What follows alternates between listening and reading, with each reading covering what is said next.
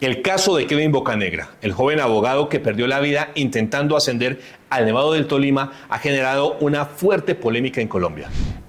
Las circunstancias de su muerte, los roles asumidos por su guía, los diferentes testimonios, entre los que se encuentran los de su novia Joy Ramírez, los diferentes testigos, han desatado un debate nacional. Se cuestiona la preparación, la seguridad de las expediciones al Nevado y las decisiones tomadas durante esta fatídica jornada. En medio de este complejo escenario, hoy escucharemos una voz fundamental, la de su padre, el también abogado Hernando Bocanegra Molano. Desde el vínculo paternal nos adentraremos en sus perspectivas sobre Kevin, las relaciones familiares que han quedado fracturadas y bastante sensibles a raíz de esta tragedia, y cómo ha vivido ese momento cargado de dolor y controversia. Queremos comprender cómo él, como padre, no solo ve lo que ocurrió, sino también las tensiones y las preguntas que han surgido a raíz de este trágico hecho. Esta entrevista busca darle al doctor Hernando Bocanegra un espacio para que pueda expresar su verdad, su dolor y su reflexión. Escuchemos su testimonio. Un cordial saludo para todos ustedes. Gracias por estar allí siempre en sintonía de Más TV Producciones SAS. Hoy nos encontramos con el señor Hernando Bocanegra. Doctor, gracias por estar con nosotros. Gracias, muy buenos días. Gracias por la invitación. Doctor, antes que nada quiero agradecerle sinceramente por tomarse ese tiempo para hablar con nosotros, con nuestro medio de comunicación Más TV. Sé que este ha sido un momento difícil para usted, para su familia, y aprecio mucho que esté dispuesto a compartir esa perspectiva, hablar un poco acerca de Kevin desde el punto de vista también familiar y obviamente pues los hechos que han rodeado toda esta tragedia. Doctor, el propósito pues de esta conversación es poder entender un poquito desde la perspectiva suya como padre todo esto que ha venido ocurriendo durante estas semanas que han transcurrido después de la muerte de Kevin. Para comenzar, doctor, quisiera saber cómo ha estado usted en estos días, cómo ha sido estas semanas, cómo ha enfrentado estos desafíos emocionales y familiares alrededor de esta tragedia.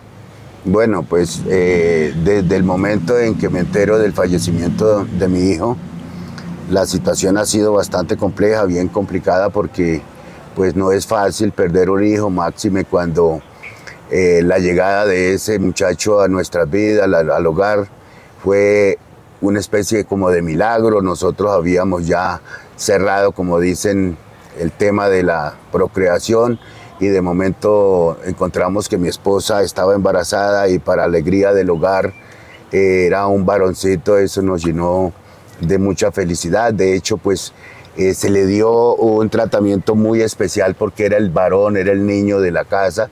Entonces entenderán que la situación ha sido bastante dura, ha sido insoportable. Aunado a ello se han presentado situaciones bastante feas de tema de las redes sociales, no por mí, porque yo no estoy atento a eso, pero sí respecto de mis hijas y respecto de mi esposa. Doctor, cuéntenos un poquito acerca de esa relación que tuvo usted con Kevin a lo largo de su vida. Pues acabo de decirle, la llegada de Kevin fue muy bonita, alegrar nuestro hogar, y la relación fue muy hermosa. Nosotros desde pequeños íbamos para donde fuéramos, lo llevábamos. Yo tuve salidas de la ciudad de Bogotá, estuve como juez en Río Blanco, estuve en Cajamarca, vivimos en Ibagué, y en todas partes lo llevábamos porque pues él en esa época estaba pequeño. Siempre tratamos de disfrutarlo al máximo porque pues fue un niño muy cariñoso con la mamá, conmigo. Siempre que tenía la oportunidad estaba meloseándome, que me quería mucho, me besaba, me abrazaba con mucha frecuencia. Entonces la relación fue una relación muy bonita. Después de que Kevin termina su carrera profesional, que se gradúa, estuvo muy atento en mi trabajo porque pues él creía que por mi edad tenía que brindar mi apoyo, y de hecho así lo hacía, porque yo trabajaba en mi oficina y él, a pesar de que no estaba con nosotros, siempre estuvo muy atento de mi actividad, de la actividad con mi esposa, que también ha sido mi brazo derecho en todo este trasegar de la vida. Doctor, ¿qué le apasionaba a Kevin? Desde muy pequeño él era amante de los deportes extremos. Yo recuerdo que él desde pequeñito, cuando empezó a caminar, ya estaba apasionado por las tablas, le gustaba mucho el deporte del skate. Y aquí se la pasaba con sus amigos en el Parque San Cristóbal, donde hay un parque especial para eso. Montaba, era muy arriesgado, era muy aventurero, le gustaba las salidas al campo y todas las cosas. Es decir, siempre fue una persona dedicada al deporte. ¿Qué características destacaría usted de Kevin como persona, doctor Bocanegra? A ver, era una persona amable, cariñosa, era muy, muy diligente, le encantaba hacer las cosas, era muy perfeccionalista, le gustaba que las cosas se hicieran y que se hicieran bien. Y le encantaba la proyección, siempre tenía planes a futuro y él decía, yo jamás voy a ser empleado porque yo tengo que ser empresario, yo quiero tener dinero para cuando esté mayor, tener comodidad para mí y para mi familia. Bueno, doctor, hablemos un poquito acerca de la expedición al Nevado del Tolima. Kevin le había comentado que iba a pasar el 31 de diciembre, que iba a hacer este proceso, esta exploración. Bueno, al principio él nos hizo una invitación, dijo que quería compartir con Joyce, con la mamá de Joyce, y quería que María Ofiri y yo, mi esposa, estuviéramos presentes, que querían ir a La Guajira, que querían ir a Cartagena. Yo enfáticamente le dije, no, yo no quiero salir a ninguna parte, no quiero estar en ninguna ciudad, no quiero ir al mar, ya hace poco estuvimos, porque de hecho creo que para el mes de octubre tal vez habíamos estado en Tayrona con ellos compartiendo en familia, entonces yo rotundamente le dije que no los acompañaba, que yo quería estar más bien solo, y fue así como resolvimos realmente irnos para la finca en Pandi, y allí estábamos solos con mi esposa el día de la tragedia. Él, como vio que nosotros no le aceptamos la invitación, entonces cambió de planes y nos dijo que entonces iba a hablar con Óscar Apolinar, que es su primo querido, y que iba porque él sabía que Óscar estaba organizando una salida hacia el Nevado del Tolima, y entonces dijo que pues iba a organizar eso y que en ese caso se iba para allá, que no nos invitaba a nosotros porque no estábamos en condiciones de hacerlo, y ya nos desconectamos de él por completo sobre ese tema.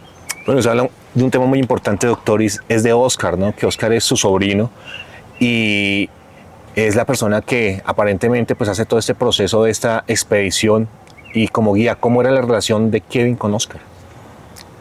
La relación de ella era una relación muy bonita. La relación de Óscar y de mi hijo eran como un par de hermanos. De hecho, Óscar tiene su moto y Kevin su moto. Cada rato se buscaban para hacer salidas, iban en moto a la finca.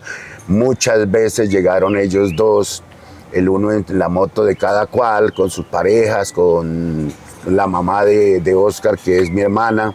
Óscar no es mi sobrino, Óscar es mi amigo, es mi sobrino, es mi ahijado, es una persona que yo quiero mucho, que admiro, porque es un gran muchacho.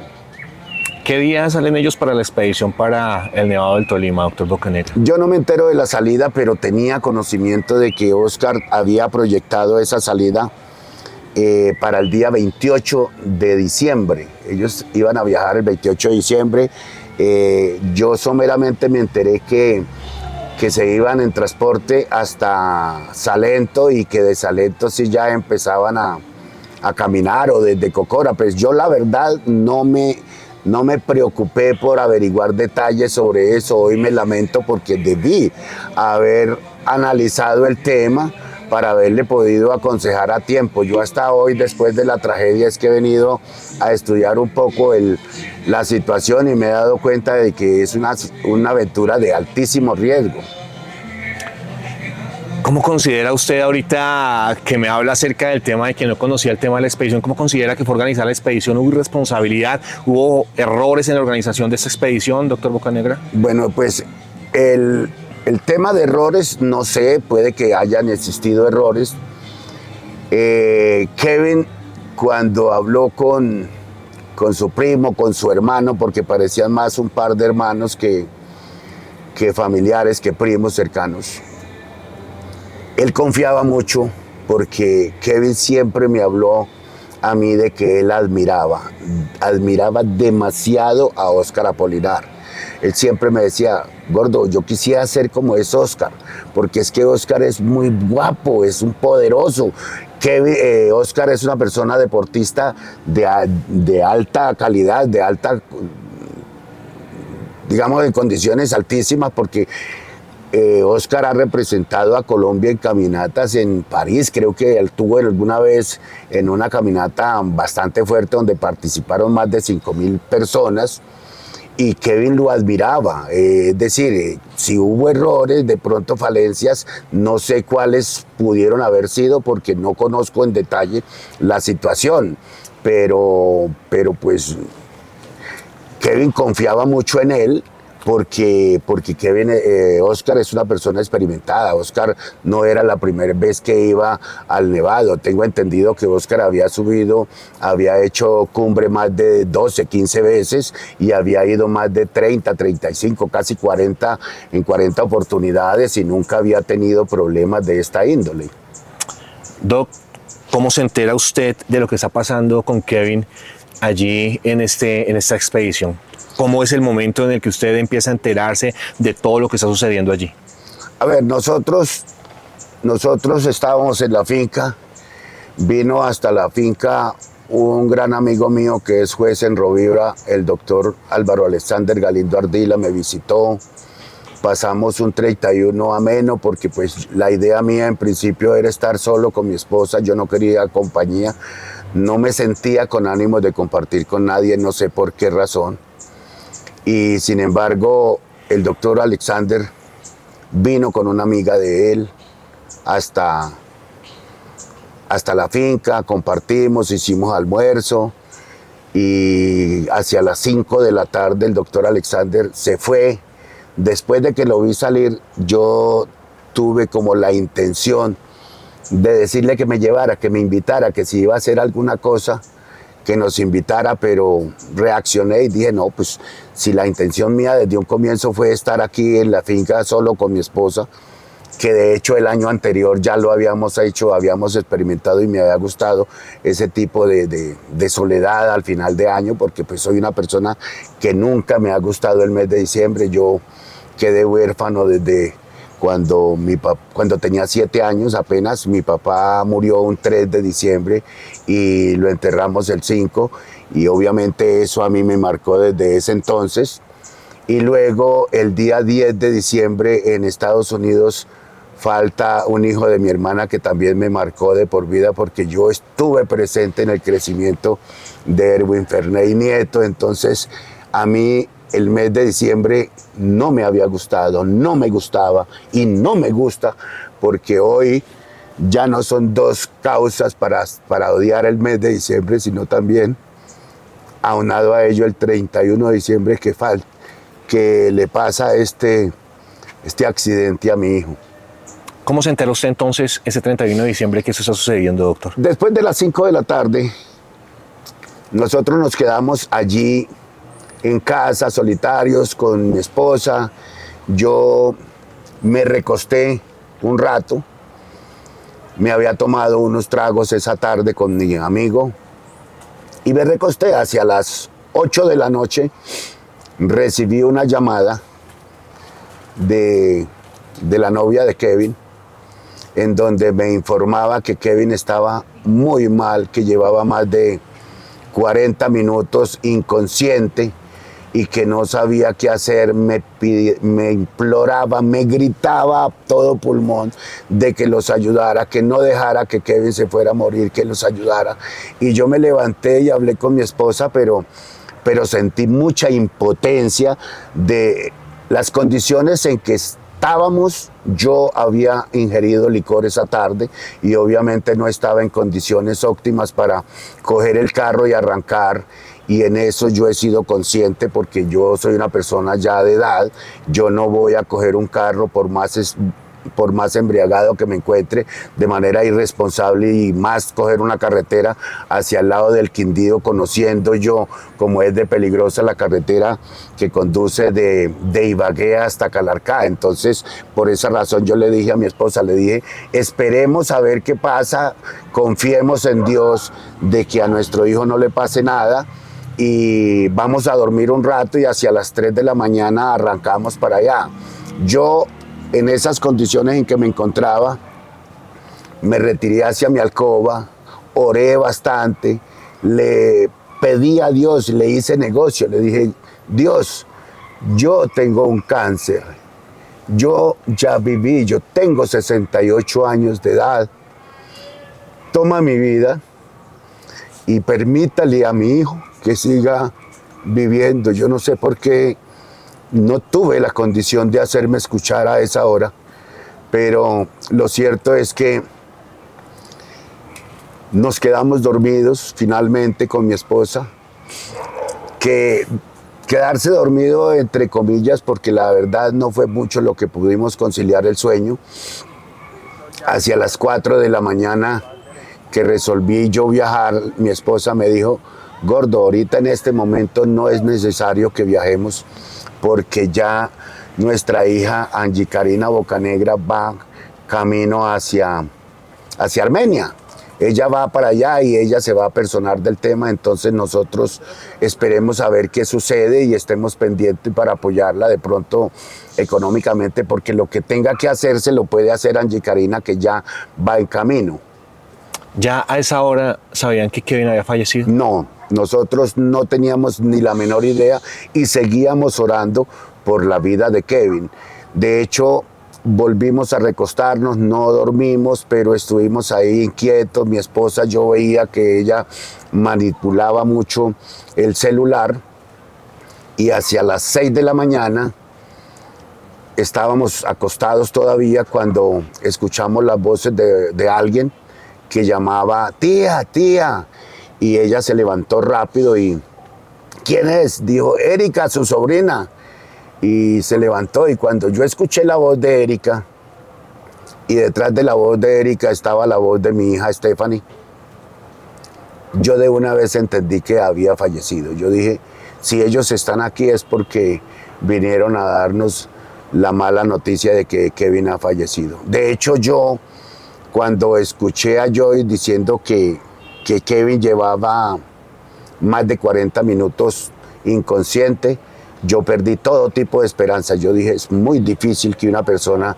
pueda durar 40 minutos inconsciente y por allá en las condiciones en que está, porque después de que Joyce me llamó y yo traté de comunicarme con ellos y no fue posible, hacia las 9 de la noche logré contacto otra vez con Joyce, pero apenas ella me contestó, inmediatamente como que fue la mamá tal vez que le quitó el teléfono y trató de hablarme, pero también le arrebataron el teléfono, y hablé con un muchacho, Camilo, que era el que los estaba acompañando, y él me dijo, tranquilo, don Hernando, que ya nosotros estamos haciendo el procedimiento, pero yo no le entendí cuál tipo de procedimiento. De hecho, a esa hora ellos sabían que ya mi hijo había fallecido, pero a mí no me dieron a conocer. Yo vine a saber de la muerte de mi hijo a las 6 de la mañana cuando llegó mi sobrina y mi hija. Bueno, sucedió todo esto muy rápido, doctor. Usted nos dice que Karina se estaba dirigiendo hacia el lugar de los hechos. Finalmente es Karina quien recibe el cuerpo de Kevin allí. Cuéntenos cómo fue ese proceso. Sí, parece que mis hijas reciben notificación, ellas empiezan a buscar por cielo y tierra la manera de comunicarse con los medios, con bomberos, con defensa civil, con todo el mundo en Armenia, y no logran contacto. Finalmente Karina logró comunicarse con una amiga de ella en Armenia y lograron llamar, no sé si fue a la defensa civil, y ya ellos se enteran hacia las 9:30 o 10 de la noche, se enteran del fallecimiento de mi hijo. Karina habla con el cuñado de ella, el esposo de Stephanie, y les presta el carro, y ella se va con su novia para Armenia, y una hermana de Brenda que los acompaña y arrancan rumbo a Armenia, y ya el proceso digamos, del rescate del cadáver lo hace es Karina a través de su compañera, porque no tuvieron el apoyo ni de defensa civil, de ningún otro ente, ni de bomberos para hacer el rescate. Ella tiene que ir sola a buscar la manera de recuperar el cadáver de su hermano. ¿Cómo fue el proceso? ¿Cuánto tiempo duró ese proceso, doctor Bocanegra? Parece que mi hijo muere hacia las 6:30 de la tarde, y a Joyce y a la mamá de Joyce nunca se les informa de este suceso. Ellos siempre van con la esperanza de que Kevin está vivo y que lo van a llevar y que le van a prestar su apoyo, sus primeros auxilios, pero no es así. El único que puede decir con precisión a la hora específica del fallecimiento de Kevin fue un muchacho, Camilo, que fue la persona que lo acompañó en el momento en que resuelven bajarlo ya del sitio donde se encontraban, del campamento, hacia Cocora, tratando de brindarle algún auxilio médico. ¿Qué le dice Joyce del por qué no tomaron esa decisión antes, cuando lo vieron de pronto muy enfermo, ya en charlas posteriores con ella, doctor Bocanegra? No, yo hablé con Joyce y con Camila porque pues las únicas personas que conocen la verdad, que realmente vivieron ese infierno, porque fue un infierno el que ellos tuvieron que vivir para tratar de impedir el fallecimiento de Kevin. Ellas salen, a Kevin lo montan en un caballo hacia las 3 de la tarde, y en ese caballo va pues, la persona que maneja el animal, el arriero, y lo acompaña Camilo, que no conozco el apellido de Camilo, y cuentan que Kevin empezó con malestar después de que ya iba en el caballo. Cuando él monta en el caballo, él está consciente, él aparentemente está bien. Parece que momentos antes habían unos médicos extranjeros que le habían ofrecido a él. Kevin había alcanzado a desmayarse, él perdió el conocimiento, y en ese momento, por suerte, pasaban unos extranjeros, pasaba un grupo de 5 personas, entre ellos un médico, dos paisas y 3 extranjeros, o 3 extranjeros y dos paisas, no sé. En todo caso eran 5 personas, entre ellos había un médico, y el médico americano lo reanimó, lo sentó. Dice Joyce que ella se enteró que Kevin había estado hablando fluidamente con los americanos. Kevin pues había viajado varias veces a Estados Unidos, donde su hermana y él tenía un dominio bastante alto del inglés, y Joyce dice: yo no les entendí qué decían, pero Kevin habló bastante y muy fluido con ese americano. Y ya después de eso, entonces resolvieron echarlo en el animal, en la mula o en el caballo, hacia Cocora. Y ahí fue donde empieza ya el calvario, porque Kevin empieza a sufrir, a vomitar, a querer orinar, a querer bajarse del animal cada rato, hasta que finalmente ya no puede más y lo bajan, y dicen que él empezó a arrojar un líquido muy amarillo. No desconozco las razones de eso, y pareciera que en ese momento es cuando él muere. Después de que Kevin muere y hacen todo este proceso y todo este trámite de recuperar su cuerpo, llegan a Bogotá ¿a los cuántos días, doctor Bocanegra? Kevin muere el 31. El día primero, hacia la madrugada, hacen el levantamiento del CTI porque demoraron bastante en hacer el procedimiento. En algunos reportes de prensa han dicho que el levantamiento se hizo a las 3 de la mañana. Creo que no es cierto, porque según escuché, el levantamiento solamente se hizo hacia las 5:30 de la mañana. Mi hija tuvo que ver la forma como descendieron el cadáver de mi hijo de la parte alta, y no fue una cuestión humana porque se hizo en un caballo, se hizo sin ningún tipo de protocolo, no se utilizaron los protocolos ni nada, a pesar de que hoy en día los comentarios de las prensas y las redes sociales pretenden desmentir esa situación. La realidad solamente la conoce mi hija, que estuvo presente, Joyce y la mamá de Joyce, que fueron los que estuvieron allí. Tuvieron que pasar una cantidad de situaciones horribles durante el descenso, pero pues no viene al caso ahorita hacer el tipo de comentarios que no tienen nada que ver con el fallecimiento de mi hijo. Finalmente llega Kevin aquí a Bogotá para hacer todo este proceso, obviamente, de sus exequias. ¿Usted tiene la posibilidad de ver el cuerpo de Kevin, doctor Bocanegra? ¿Cómo lo encuentra? Hubo un par de episodios horribles que sucedieron antes de la entrega. Y quiero resaltarlo porque eso a mí me ha partido el alma.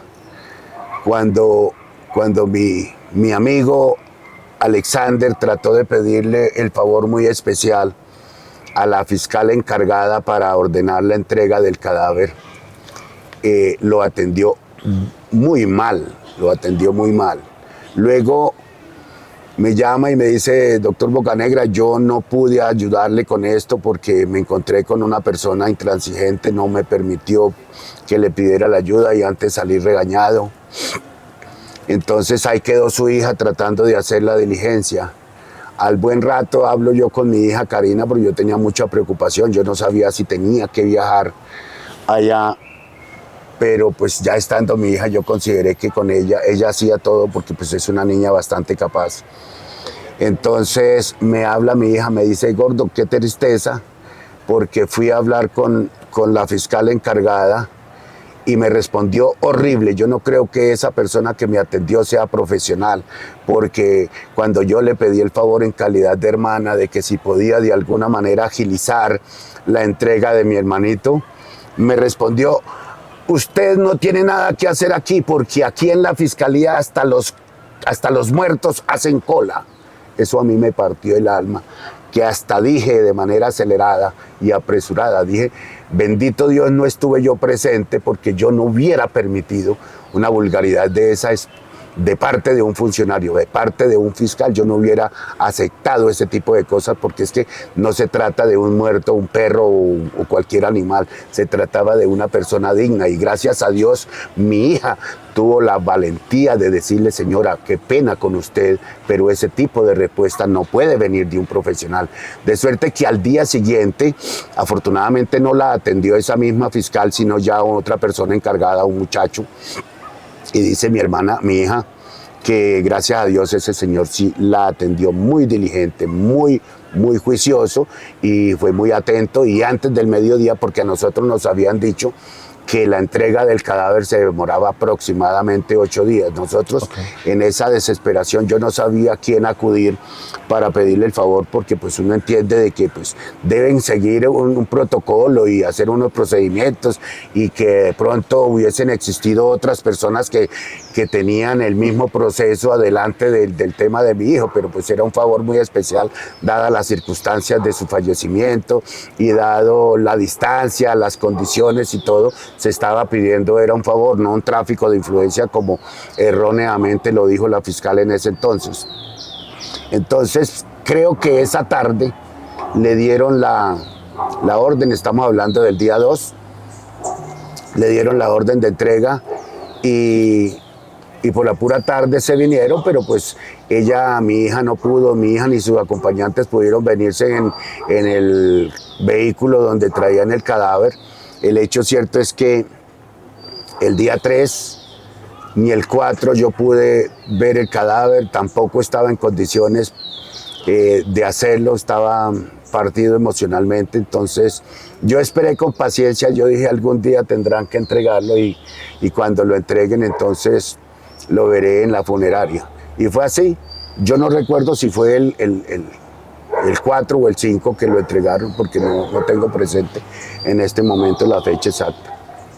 Doctor Bocanegra, después de todo esto, ¿ha tenido usted la oportunidad, obviamente, de cotejar la versión de Joyce, la versión de Oscar? ¿Ha hablado con Oscar? Yo Yo he hablado con Oscar. De hecho, la relación con Oscar está incólume. Yo no tengo nada que decir en contra de mi sobrino. Yo no puedo decir que Oscar sea el responsable de la muerte de mi hijo. Si bien es cierto, hubo una serie de errores, de falencias que se presentaron, yo no puedo decir que fue Oscar el responsable. Yo he tenido contacto con él. Él vino enfermo, él estuvo enfermo durante la travesía. Gracias a Dios la tragedia no fue mayor, porque en las condiciones que estaba Oscar, lo más probable era que no pudiera de todas maneras soportarlo. Sin embargo, pues es un muchacho que tiene ya una trayectoria grande en el deporte, y eso le ayudó bastante. Entonces, tratar de cotejar la versión de Oscar y la de Joyce no fue posible, porque la versión de cada uno se presenta en episodios distintos, en lugares distintos. Oscar y Joyce coinciden en todo lo que se presenta en la subida, hasta el punto donde Kevin ya se siente mal. En el punto donde Kevin se siente mal, se ponen de acuerdo en que Kevin no va a subir, y de hecho en ese momento insiste Joyce en que ella tampoco sube, que la mamá tampoco sube, porque prefieren quedarse en el lugar donde está Kevin. Y Kevin les dice, en ese momento Kevin está muy lúcido, está muy bien, Kevin les dice, no, yo no voy a subir, pero Joyce, tú tienes que subir, yo te preparé para esto, tú tienes que ir. Tú vas, por favor, a mí no me va a pasar nada aquí, y entonces tú vas a subir y vas a tomar las fotos que yo te dije y me las vas a traer. Esa es su tarea, pero no me diga que no vas, porque eso va en contra de mi voluntad. Entonces, por esa razón, no como dicen los medios de que Joyce y la mamá dejaron abandonado a Kevin. No, a Kevin no lo dejaron abandonado. Sencillamente el grupo continuó y Kevin se quedó en el campamento en espera de recuperar un poco su estado de salud. De hecho, le brindaron auxilio en cuanto a suministrarle ropa, a suministrarle los sleeping. A él le dieron 3 o 4 sleeping para arroparlo, en espera de poder hacer cumbre y regresar. Entonces, la historia de los dos, hasta donde estuvieron juntos, coincide. No hay ningún tipo de contradicción en lo que ellos dicen el uno el otro, pero hay un momento en que Oscar y 8 personas más que lo acompañan se van hacia los termales, porque ellos tienen allá los equipajes y todas esas cosas, resuelven irse para los termales, y Kevin se baja para Cocora en compañía de Camilo, de Joyce y de la mamá de Joyce. De acuerdo al relato, Oscar también estuvo bastante enfermo. ¿Cómo está Oscar ahorita, doctor Bocanegra? Él llega de esa excursión, de esa actividad, y yo me encuentro con él, porque él no se entera de la muerte de mi hijo sino hasta él, primero por la pura tarde. Yo le escribí a Oscar por la noche cuando me entero que Kevin está malo. Yo le escribí y le dije, Oscar, cuénteme, ¿qué pasó? ¿Dónde está mi hijo? A mí me acaban de llamar y me han dicho que usted dejó botado a mi hijo. Yo no creo que usted haya sido capaz de coger otro rumbo y dejar a Kevin solo. Y le dejé ese mensaje porque no logré comunicarme con él. Por la tarde, creo que ese mismo primero por la tarde, o tal vez el 2, no me acuerdo, Oscar me llama llorando, me dice, se me fue mi hermanito. Le dije, sí, gordo, eso ya lo sé. Le dije, pero no sé, ¿usted tiene alguna explicación de todo esto? Y no podía casi ni hablar. Estaba muy mal, muy mal. Ya cuando él regresa, cuando él viene a Bogotá, él se encuentra conmigo, él va y me da un abrazo y me dice, gordo, discúlpame, yo hice lo imposible, yo no podía hacer más nada. Se nos fue mi hermanito. Y no hablamos más. Yo lo vi muy mal. De hecho, yo mismo le aconsejé. Le dije, hermano, usted tiene que irse de urgencias, a que lo asista el médico, porque yo no quiero que la tragedia se siga complicando, que esto sea ya, se agrande el tema de la tragedia. Y ya, no, hemos hablado muy poco, yo no estoy ofendido ni ofuscado con Óscar, porque lo repito, Óscar es mi ahijado, es un sobrino que yo quiero mucho, es una persona que yo admiro bastante. Entonces, que hayan existido falencias, errores, eso yo lo dejo para que lo averigüen por otro lado, porque yo no tengo ningún criterio para juzgar a mi sobrino. Doctor, ¿considera usted que también allí en los parques tuvieron negligencia frente al tratamiento que se le dio a Kevin? Absolutamente. O sea, esa parte sí es muy clara.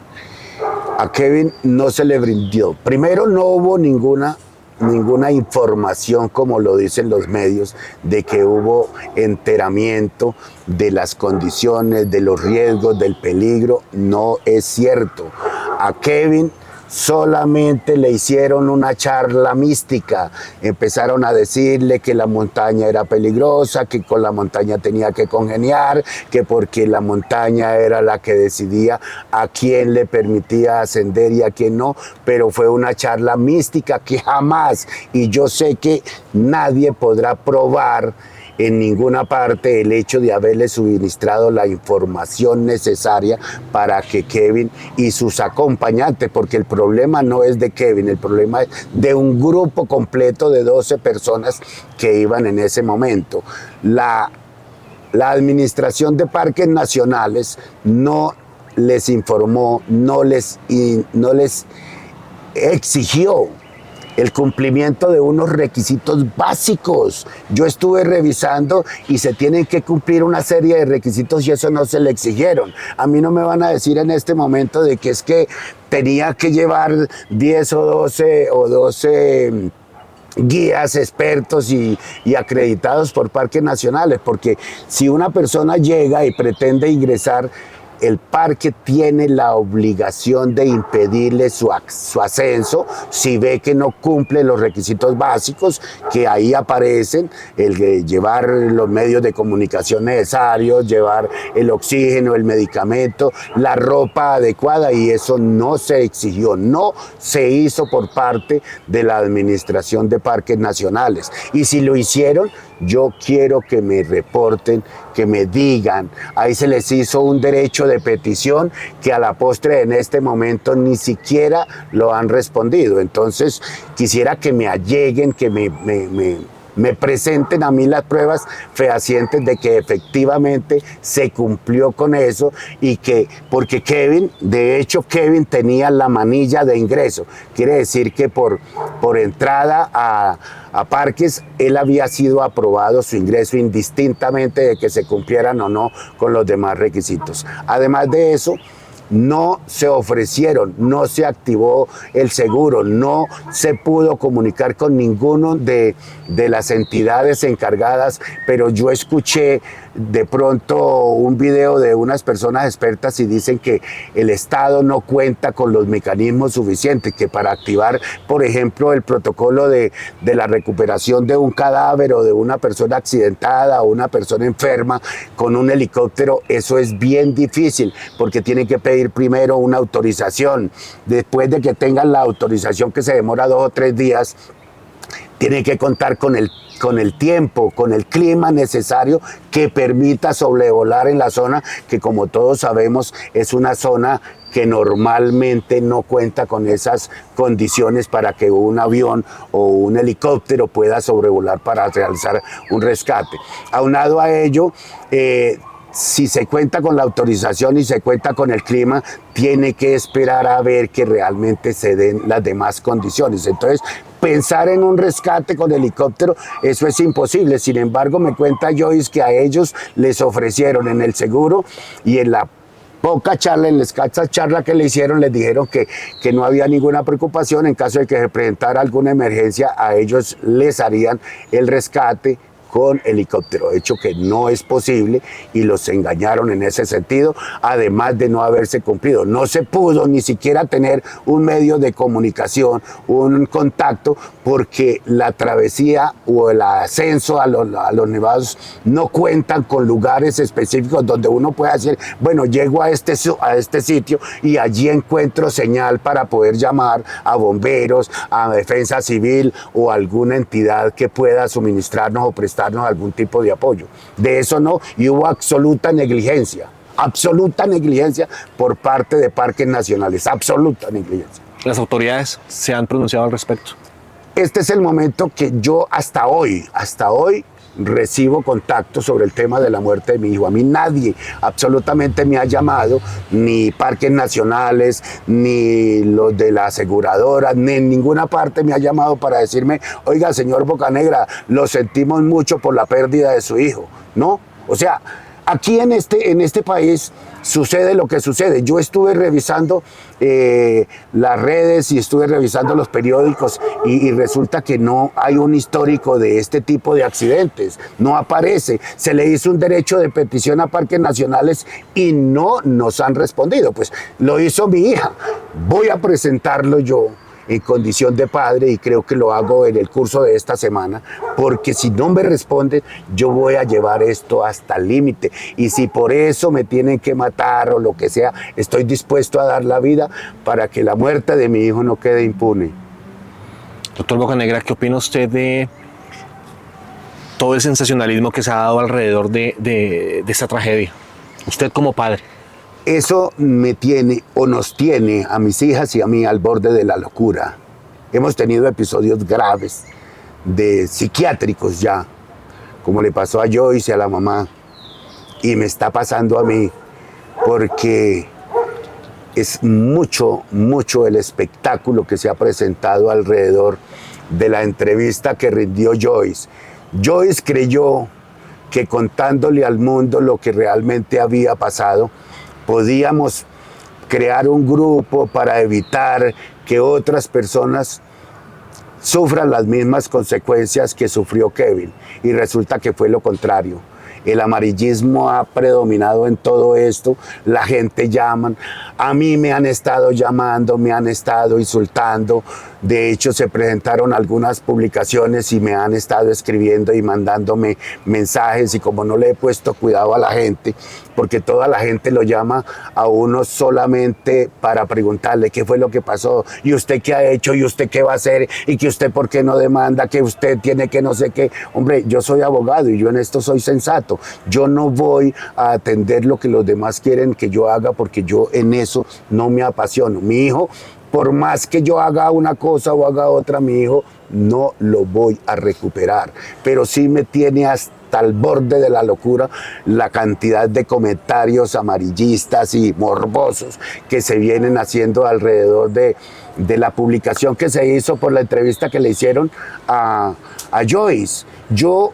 Joyce para mí es una hija. Yo a la familia que Kevin trajo a mi casa, yo los adoro. Yo no tengo nada. Como han dicho ahí que los culpables, los responsables de la muerte de mi hija, de mi hijo fueron Joyce y la mamá. Eso no es cierto.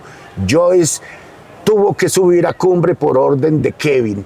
Igual, si Joyce y la mamá no hubieran ido, se hubieran quedado ahí, no hubieran podido hacer nada. Si es que en ningún momento ellos tuvieron contacto con las entidades gubernamentales que prestan apoyo tanto para el rescate de una persona enferma como para una persona fallecida. Mi hijo tuvo que ser bajado en una mula de por allá porque lo que le dijeron es sencillamente si ustedes no hacen nada para bajar el cadáver a Cocora, el CTI se demora más de 8 días para venir hasta acá. Y esa fue la razón para que mi hija tuviera que autorizar para que lo echaran en un caballo como si fuera un animal, como si fuera un perro. Doctor Bocanegra, después de todo esto y de todo lo que ha acontecido también con los medios y con todo ese sensacionalismo, ¿cómo ha afectado esto la relación de usted con su familia? Horrible. Oscar es su sobrino, su ahijado, es el hermanito de Kevin, como lo decía usted. ¿Cómo ha llegado esto a interferir en esa unión familiar? los medios sensacionalistas han pretendido y casi logrado la desintegración de mi familia. Yo tengo una familia muy hermosa. Mis hermanos son una sola persona. Yo cuento con mis hermanos y los adoro, igual que a mis hijos. Pero ayer tuve una situación crítica con mis hermanos que llegó casi al punto, casi desborda en la disgregación de mi grupo familiar, precisamente por las publicaciones, porque la gente es muy morbosa, la gente no respeta, nadie sabe el dolor tan grande que nos encontramos con mi esposa y mis hijos, el dolor tan grande de Joyce, haber perdido esa persona con quien ella había sembrado todas sus esperanzas de tener un hogar, ellos de hecho tenían un hogar bonito y tenían mucho futuro, tenían muchos proyectos, porque a mí en eso, Joy, su mamá, sus hermanas y el propio Kevin me mantuvo al tanto, siempre estuvo pendiente, dijo, gordo, tranquilo, usted puede si quiere retirarse de su trabajo, que yo voy a trabajar duro para hacerme cargo de ustedes, de mi mamá y de mi papá ahora que ya están mayores.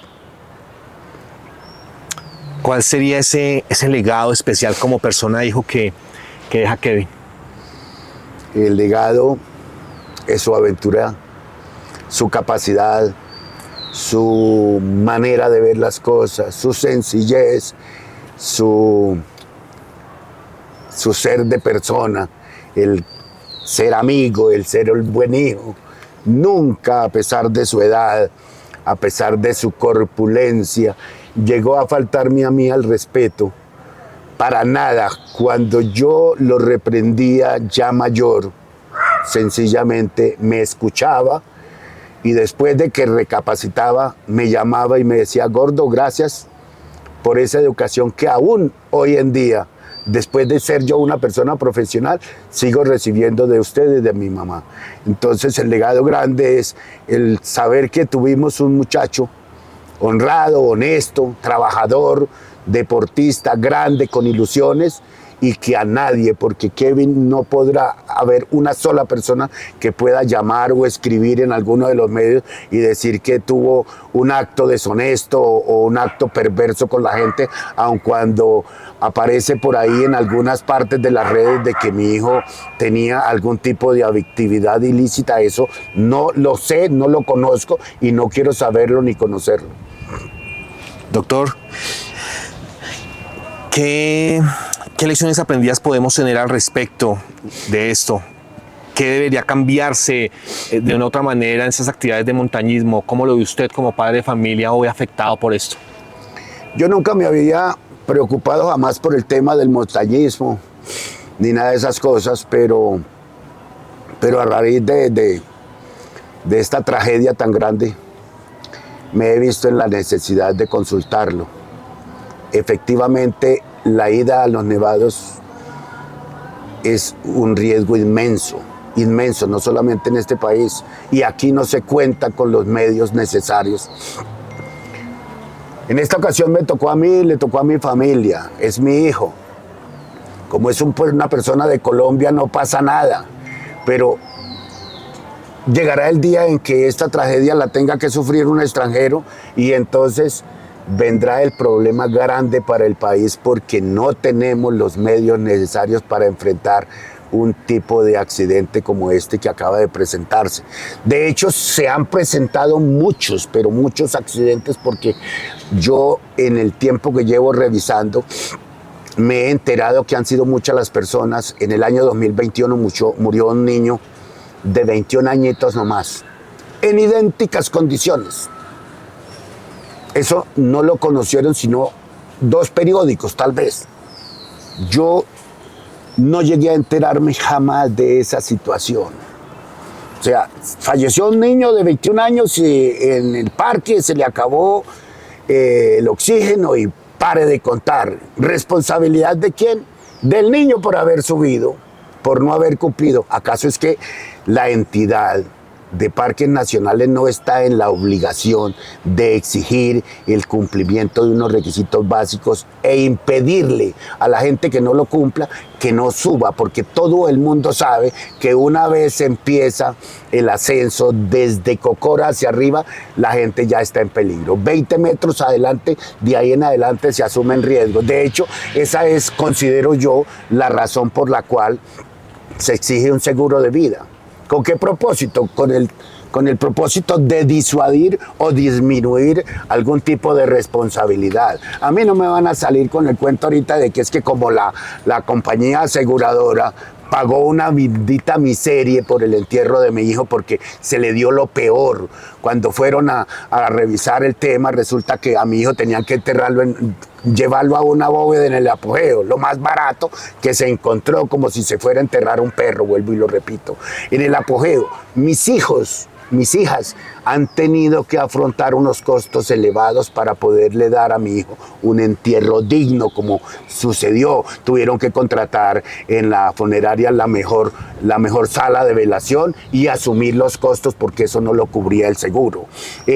Tuvo que conseguirse un lote en el cementerio de Jardines del Recuerdo a un precio elevado porque eso no lo cubría el seguro. Si no lo metíamos en la bóveda que el seguro contrataba, sencillamente problema de ustedes. Tuvieron que contratar los buses para el acompañamiento de los dolientes porque eso tampoco lo cubría el seguro. Entonces, eso muere la persona y es peor que... Mira, hoy en día se entierra con más decoro un animal, un perro, una mascota, que lo que pretendía la compañía aseguradora hacer con mi hijo.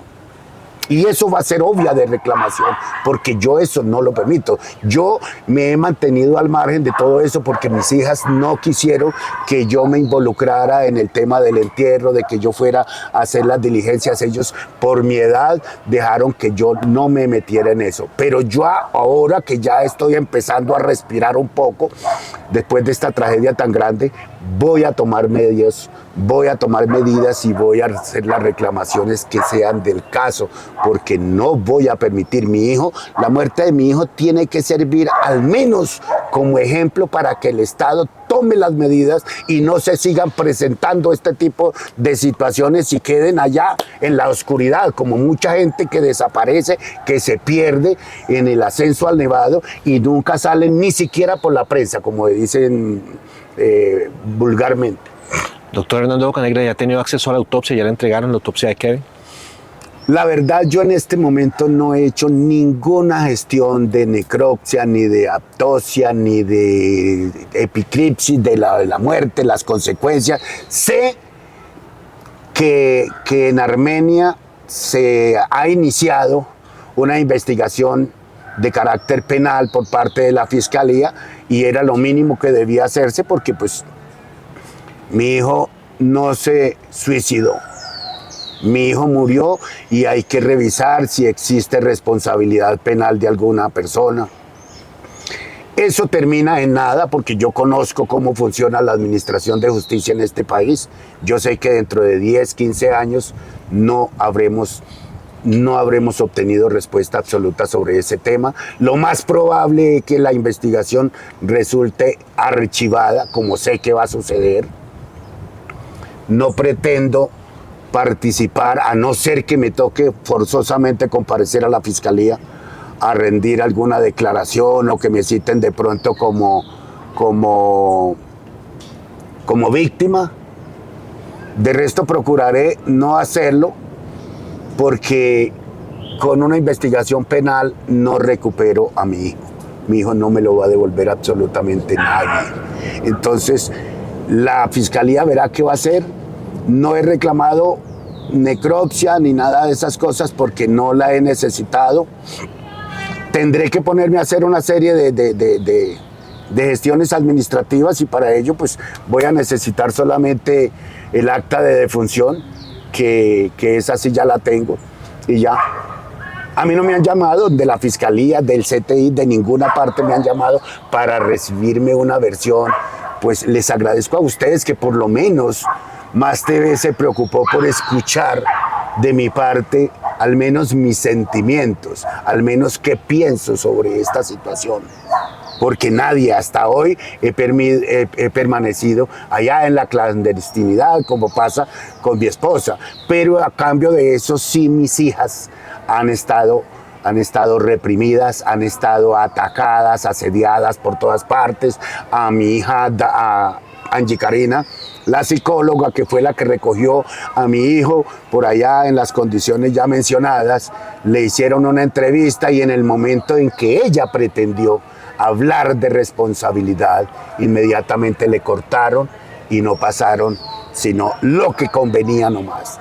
Ese es un medio que se hizo una entrevista que le hicieron radial, pero fue a conveniencia. Es decir, solamente respóndame lo que yo quiero que me diga y nada más. Pero no escuchar realmente lo que yo, el sentimiento mío, lo que yo pienso frente a esta situación. Doctor, usted acaba de mencionar algo y es su esposa. ¿Cómo está ella en ese momento? Horrible. No, hermanos, le cuento que yo he tenido que hacer, como se dice en el argot popular, hacer de tripas corazones para mantenerle la calma, porque pues entenderá, yo perdí un hijo, pero yo soy el padre. Ella perdió un hijo, es la mamá. Ese hijo fue su ilusión. Ella tuvo 3 hijas mujeres buscando el varón. Cuando la naturaleza le regala a mi esposa ese niño, ella se sintió realizada. Ella hoy todavía habla de su bebé, todavía en este momento habla de su bebé. Para ella el golpe ha sido fatal. O sea, yo he hecho esfuerzos extremos para tratar de mantenerla, siempre estar con ella, abrazándola, dándole consuelo, a pesar de que yo también estoy necesitando ese consuelo, pero tengo que sobreponerme solamente por mantenerla a ella con vida, porque ella sí está muy, pero muy mal. A mí me duele tener que mirarla frente a frente, porque es que ella está deteriorada por completo, por completo. Me toca casi obligarla para que coma, porque ella ni siquiera apetito ni sueño. Ella se la pasa siempre, a toda hora, pensando en su hijo y pegada al altar que le hizo, orando y pidiéndole a Dios por él. Yo le digo, pues como yo no soy tan religioso, le digo, mami, no se mate con eso tanto, que usted para hablar con Dios no necesita estar todo el tiempo ahí frente a ese altar. Hable con el niño, que él le escucha desde donde esté. Doctor, cuéntenos un poquito ya, como para ir cerrando, ese acto simbólico que usted realizó con Joyce de entregarle un anillo. A ver, Kevin me dijo el año pasado, fue hasta la finca, yo estaba allá, y me dijo, gordo, me vine desde Bogotá exclusivamente a compartirle un asunto. De hecho, me puso nervioso porque pensé que algo malo había pasado. Y me abrazó. Me dijo, no es nada malo, gordo. Me dijo, lo que pasa es que yo le voy a pedir matrimonio a Joyce. Yo me quiero casar con ella, pero quiero escuchar su opinión. Fue una situación como pedirme el consentimiento, pero pues él dijo, quiero pedir su opinión. Le dije, gordo, por mí tiene la aprobación 100%. Yo esa niña la adoro, es una niña berraca, es una niña que si está con usted, hermano, es porque es buena, es dura. Porque yo sabía el ímpetu y la berraquera de mi hijo, y yo dije, cualquier persona no puede estar al lado de él porque él es un berraco. Él es de proyecciones, es un tipo echado para adelante. Si la compañera no arranca con él para el páramo, a acampar, a la laguna, a correr, a aventurar, no está con él. Entonces dije, gordo, yo le doy 100% mi apoyo, mi opinión es sí. Sí, puede hacerlo. Y no quiero perros, quiero hijos. Quiero nietos. Regáleme nietos. Y le dio risa. Dijo, era eso. Y ya. Entonces, después de que esto sucede y que mis hijas conocían, porque la relación entre entre ellos como hermanos fue una relación muy estrecha. Entonces, ellas retoman la situación, hubo el comentario de que pues Kevin empezaba a cansarse con Joyce. Joyce nos cuenta que tenían proyectado tener una bebé, le tenían el nombre a la niña ya, ellos estaban haciendo planes para tener el bebé y para casarse. Entonces no supe si alguna vez Kevin le propuso matrimonio, pero creo que no lo alcanzó a hacer porque Joy nos dijo que no.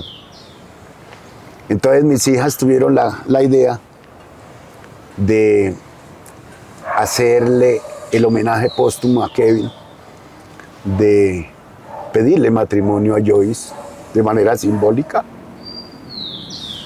Y fue así como compraron el anillo y me pidieron a mí el favor de que como padre y en representación de Kevin hiciera ese acto simbólico. Sin embargo, no fue una solicitud de matrimonio, no fue un compromiso de matrimonio. Lo que nosotros quisimos con ese acto fue decirle a Joyce que podía volar libre, que si quería podía casarse, tener el hogar, tener su pareja, tener sus hijos. Y el único favor que le pedí, le dije, si algún día resuelve tener hijos, déjamelos gozar como si fueran mis nietos. Doctor Bocanegra, quiero agradecerle profundamente su tiempo porque abrir su corazón y compartir con tanta sinceridad con Más TV y con todas las personas que están viendo esta entrevista es supremamente valorado por nosotros en ese proceso doloroso que usted ha llevado. Esa disposición para hablar sobre la vida de Kevin, sobre todo esto que ha circundado en torno a esta tragedia, de verdad que lo valoramos y lo apreciamos mucho, doctor Bocanegra. No sé si tiene algo más adicional para agregar. Tengo muchas cosas para decir y consideraría que resulta bastante necesario por desahogarme, pero yo prefiero esperar un poco, tratar de sanar estas heridas, pues no sanarlas totalmente porque esta es una cosa que no se sana con el tiempo. Yo llevo 63 años de huérfano y todavía recuerdo a mi padre, la muerte de mi padre como si fuera ayer, y me preocupa lo que me espera porque perder un hijo no es lo mismo que perder un padre y menos a la edad que yo tenía cuando mi papá murió. Sí, pues tengo muchas cosas que decir, la verdad que este es un tema bastante amplio. Hay muchas cosas que dejé en el tintero, por ejemplo el caso de la compañía aseguradora. A nosotros nos ofrecieron una terapia psicológica y asistimos solo a 3 sesiones y se acabó el servicio.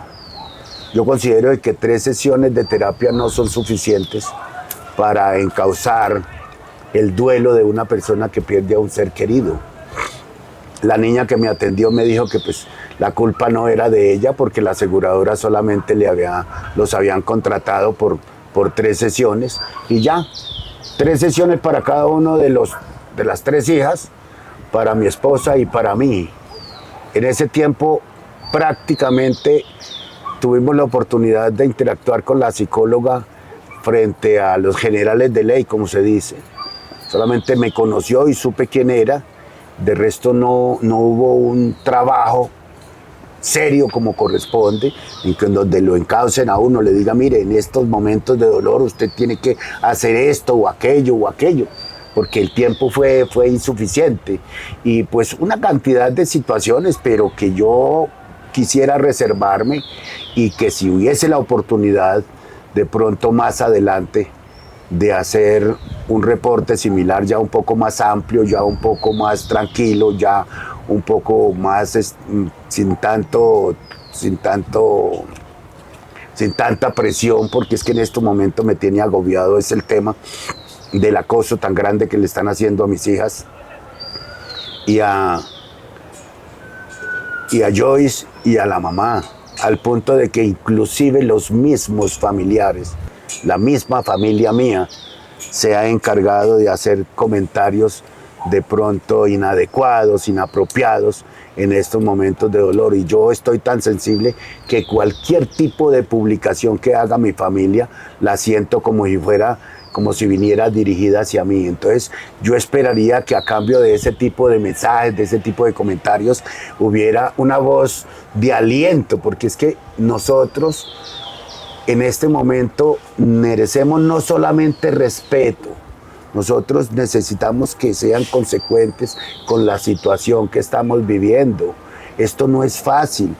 Solamente los que lo vivimos lo sentimos, solamente nosotros. Entonces yo considero que con lo que se ha dicho hoy es suficiente, y pedirle a los medios que no aprovechen la muerte de mi hijo para sacar provecho económico a través de las redes y de comentarios morbosos y amarillistas. Doctor, muchas gracias. Gracias una vez más por toda esta reflexión, por abrir su corazón con nosotros. Desearle obviamente a usted fortaleza y valentía, no solamente por esto que está pasando alrededor de Kevin, sino en su salud también. Desearle fortaleza, que Dios lo saque adelante con todo este proceso. Gracias por estar con nosotros, doctor Bocanegra. A ustedes muchas gracias por la entrevista y por permitirme darle a conocer al país el sentimiento que me agobia en este momento a mí y a mi familia. Gracias. Es el doctor Hernando Bocanegra Molano, padre de Kevin Bocanegra, quien falleció pasado 31 de diciembre allí en el Nevado del Tolima. Gracias a todos ustedes y esperamos que esta entrevista desde el corazón del padre de Kevin pueda llegar a sensibilizar también los corazones de ustedes que están allí detrás de una pantalla. Muchas gracias.